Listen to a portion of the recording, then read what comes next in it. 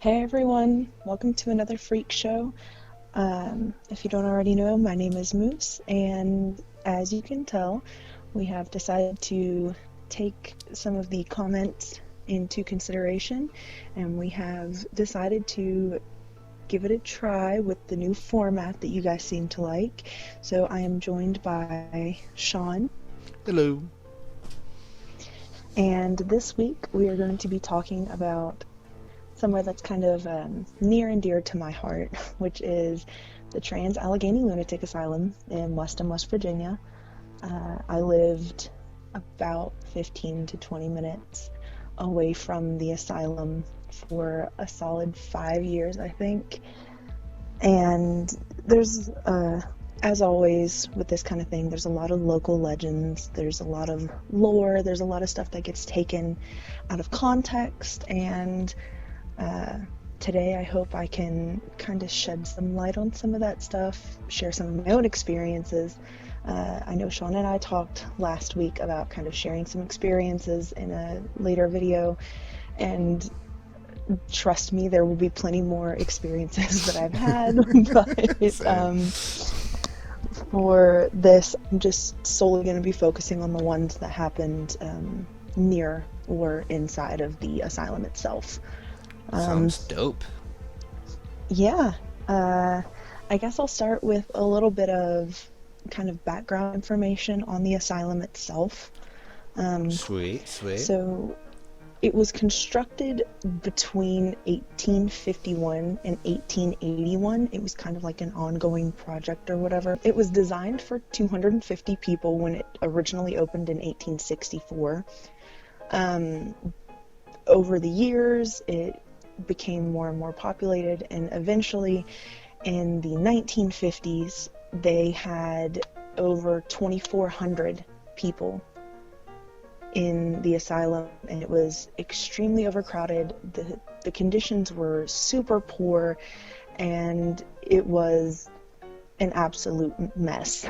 So they ended up closing it in 1994, and they did in fact build a new asylum on the other side of town, which is still functioning. Which I've never been to the new one. Well, I mean, the new one's still functioning, so unless you've gone but crazy. I mean, like, I've never even seen it. Well, that's about that. Yeah. But I mean, I've never even seen the new one. I've been to the one that we're talking about today several times. I actually the Trans-Allegheny Lunatic Asylum. Yes. Okay. Yep. I used to, I guess not a lot of people know this, but it's coming out now. I used to be a cheerleader. I've seen the pictures. It's true. And when I was younger, I was a cheerleader for County League football, and we practiced at a dojo that was actually right across the street from the asylum. Wait. Cheerleaders were practicing in a dojo. You know, I'm pretty sure I've heard of a movie called Cheerleader Ninjas before. That was not us. We practiced there because they had mats on the floor. Okay, continue. So when we would practice there, you know, we were middle school, so of course there were ghost stories flying around, and we were all trying to scare each other. And when I was younger, I didn't really think much of it. My sister worked the Halloween event that they have every year. It was, you know, a big deal to have gone to the asylum or to have worked in the asylum, and it still kind of is. And it's more of like a local big deal. It's not as big of a thing, I guess, if you move out of the town. Like, it's not like Penn State or anything like that. Yeah, like everyone knows what it is, and everyone's like, oh, I go, but it's not as big of a whatever that you have worked there or that you've, you know, unless you're in that town. Gotcha. Which Weston is a very, very small town. um, I just, yeah, there's no way to explain it except for it's a super small town, a super tight-knit community. Like, everyone knows everyone. It's that type of place. Gotcha. hmm So, after we moved was when I started going. Several trips with my college, because I was a sociology major. We took several trips so that we could, look into the inner workings of when it functioned as an actual psychiatric hospital. The grounds themselves are huge. There's, several times a year where they'll play soccer in front. They'll have small festivals. Wait. They hold festivals and soccer games in front of a haunted lunatic asylum. Yeah. Like during the fall, that's a really big thing, is that, like, a lot of events are held there because it's a Please tell me that the spacious field. please tell me that the soccer team is called the Ghost. No. This should be. Or the Lunatics. Like, something. Come on. Like, if you're gonna have soccer games there and festivals, at least make it, like, match it. Like, come on. This is why we can't have nice things. Okay. Anyways. So, the grounds are kind of split up into a couple of different sections. There's the main building, which is what you see pictures of. Like when you Google Trans-Allegheny Lunatic Asylum, you see a very specific picture of the front of the main building. And then off to the side, there's another smaller building that's a little more secluded, and that is actually the women's area, where they house the women. And then out back, past, up on a little hill, is the psychiatric ward. And that is something that just recently opened in the past couple of years. So when I was younger, like, you couldn't go just take a tour of the psych area because they didn't have a psych tour.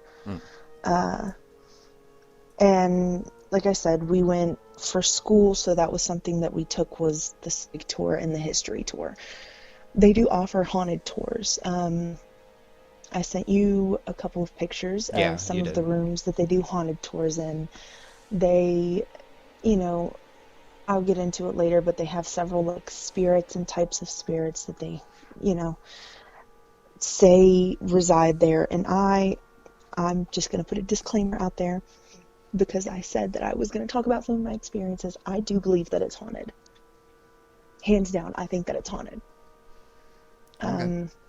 And there's reasons for that. Like, very compelling reasons We'll for get me, to that but maybe stuff. not for others. We'll get to the juicy stuff later.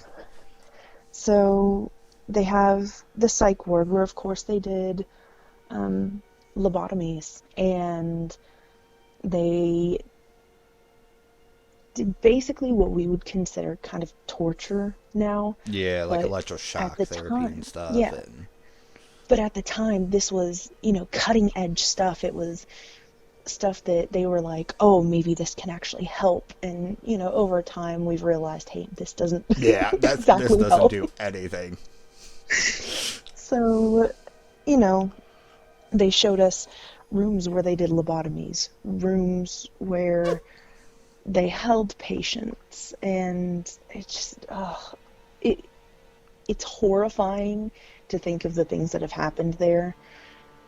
And there's just dark energy. Like, even if you don't believe in the ghost stories, it just feels heavy when you go in there because of the history of it. Just knowing it, like, even if it wasn't haunted or anything like that, just knowing everything that happened there, like, it can cause a psychological thing. Mm-hmm. Yeah. They take you to the violent men's ward, which was just an experience in and of itself. And I want to tell like a little story, if it's all right, Yeah. about something that was super super messed up. I'm gonna kind of put a warning out there. This is very violent, very gory, very messed up. It's kind of hard to hear. TVMA. So then, yeah. I'll So put a little logo up I'm gonna, somewhere. yeah, if you'll put a little logo up and then you can like put another one when it's done or whatever. But this is definitely one of the most intriguing stories that has happened in the asylum itself. Basically, there was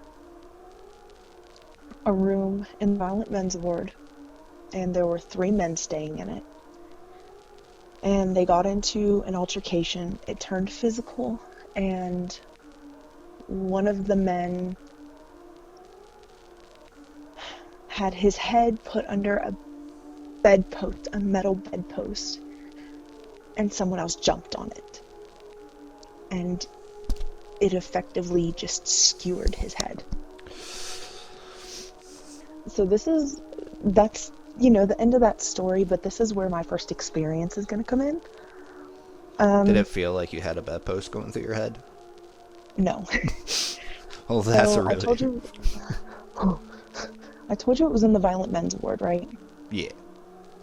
So I went, one of the times that I went with my school, and one of my exes came with me because our professor was like, bring, someone if they want to come along. So one of my exes went with me, and we were walking, and he was a little further behind me. I was talking to one of my friends, and I felt something like yank on my hair. And I was like, cut it out, that's not funny. You're like, this is not the time or the place for hair pulling. Yeah. Like my ex It took you a minute. Go on. panic. anyways.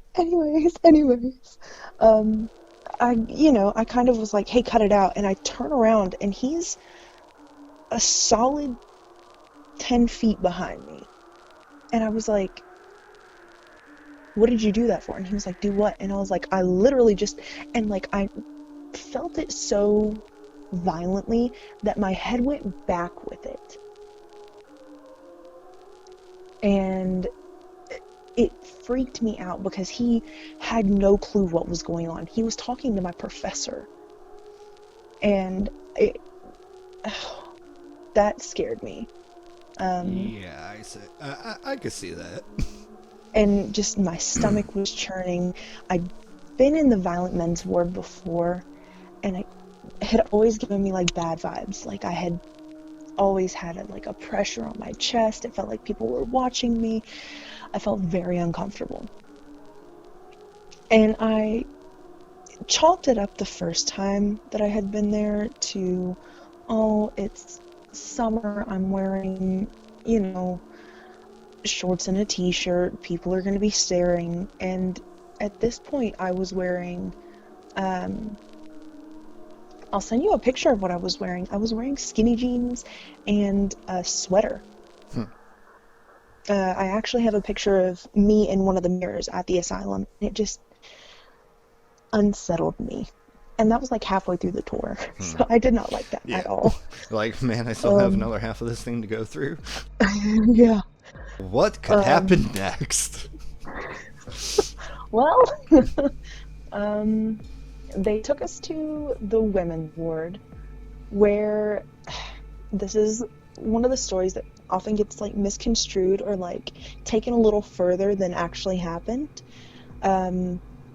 The Trans-Allegheny Lunatic Asylum did at one point house Charles Manson. Like the Charles Manson.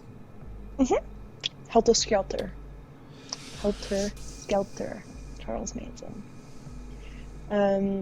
Not to be confused with Marilyn Manson. Gotcha. Even though he probably should have been there too. But let's go on. But he was housed there for a short time. And a lot of people said that he died there. Not true. Okay. he did not die there. And I genuinely don't know how that rumor got started that he You'd be died there. surprised. But um, yeah, that was kind of one of like the bigger claims to fame for that area, was that they housed Charles Manson for a short time. They housed him in what was known as the women's ward, which I did send What? you pictures of that as well. Wait, they put him in the women's ward? He was by himself. Like, he wasn't housed with women. They had it cleared out at that point. Okay. Okay. So he was housed there. And it was just for a short time. It wasn't like years or anything. I genuinely think it was just a couple of months, maybe even weeks. But the women's ward, like I said, I sent you pictures of that, and it just was vast emptiness, and it was open, like a very open area, very uncomfortable to be in. Did not like that either. It didn't feel as hostile as the violent men's area, but it still felt like someone was constantly up on you, which is an unsettling feeling anywhere, like but pressed especially up against you, or like hovering behind you, like over your shoulder. okay. But it was a very unsettling feeling, and I didn't like it. Kind of depressing to go through some of the areas. Other areas, to be like, fair, it's depressing when you're in a psych ward in general. I mean, yeah, but it's just a sad feeling going through a lot of it. Other areas are very uncomfortable to go through. It feels like someone is trying to get your attention by walking beside you. It's pretty much that way through the whole place. It's not violent through the whole place. A lot of it feels, I don't know the word that I'm looking for, not friendly. It almost seems longing. Longing for someone to pay attention or to notice that you're staring. Notice me, senpai. Sorry. Just the ghost is like, hey, look at me. It's like a little kid. Look what I can do. Throw something across the room. Well, there are, okay, Pull on your hair. fun fact, there are several stories of ghost kids meandering through the halls. The trigger objects in the picture that I showed you, there's several, there's a ball, there are several bears, dolls, stuff like that. Those are very popular, like, stories of kids. Did you manage to get like the ball to move across the floor? No, we didn't do any of the ghost tour stuff because we were there during the day. But still. The ghost tour is super fun, though. I knew the guy that took us on our tour because I actually went to school with him. And he kind of told us a little more than he should have because he was giving us like stuff that they do in the ghost tour or whatever. But I mean, he basically told us kind of the same stories, and he told us that, you know, people could hear footsteps or doors closing or, you know, the basic haunting stuff. But there have also been more in-depth ones, like people hearing specific stuff whispered to them, or people hearing, you know, their name being called, or being pushed, or being scratched, or having their hair pulled, and you're like, hey, that's me. Yeah. It's just, there are several incidents that are too specific not to be, you know, to be coincidental. Yeah. I mean, I think it's haunted. A lot of the people that live around there that I've talked to think it's haunted. My sister, I hope she doesn't mind me sharing this story. I told you that she worked there for one of their Halloween events. And being there at night is a totally different experience than being there during the day. Oh, I bet. Especially when, you know, they're especially doing when Halloween all the stuff. ghosts are nocturnal. Yeah. But they're doing all the Halloween stuff, which is obviously going to stir some stuff up. Mm-hmm. Um, she was in a room with one other dude, and it was like a victim and a crazed doctor being like, the victim was being chalked up, and that was my sister. Okay. She saw throughout the night several orbs with her. To the naked eye, she saw orbs and faces. I'm sure she saw a lot of faces. I mean, they were doing a haunted house. I'm joking. Go on. It's a joke. Stop. Don't give me that look. But she saw like faces and stuff, and she just said that towards the end of the night she started feeling very like ill. Like she almost started feeling sick. Which, you know, is weird in and of its own, but like the fact that it was, you know, getting closer, and like it didn't end until like 1 o'clock in the morning, I think she said. I don't remember a lot about like actually living there, so I don't remember a lot about the stuff that she did when she was, you know, in high school. But she like was very forward about that. And Mom went through the asylum haunted house a couple years later, and she said that it was not just like being scared of, you know, the people jumping out at you and like the I work at a haunted house. The fun scares. I know how it works. Yeah, I know how that works. I, you know, scare people for a living. I just did it last weekend for a Christmas one. I mean, I do this year round. Talk about Santa slaying. Ho, ho, ho. But there's a distinct difference between the type of scare that you feel when you're going through a haunted house and the type of scare that you feel there otherwise. Like you're about to be grabbed, or you're about to be, you know, shoved, or someone's about to yell in your ear. It's a constant looming, impending doom. And there's, no matter where you are in the hospital, you have to remember that it was an asylum, first and foremost.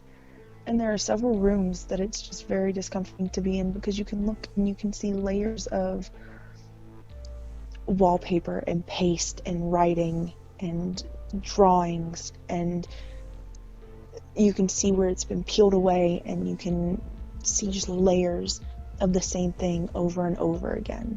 I really highly suggest going and checking it out for yourself, kind of forming an opinion. If you guys ever do go and check it out for yourself, please let us know. I would love to hear your opinions. I would love to hear if you had any, you know, experiences. I'm sure even though he hasn't been yet, Sean would love to hear them too. Oh yeah. That's basically all I have for this one. I hope that you guys are enjoying this format. I think this is the easiest freak show I've ever recorded. I bet it is. I'm sure that, though, if you guys like this, I think Sean can agree that we can keep doing it this way. It's definitely more fun for us. Oh, it definitely is.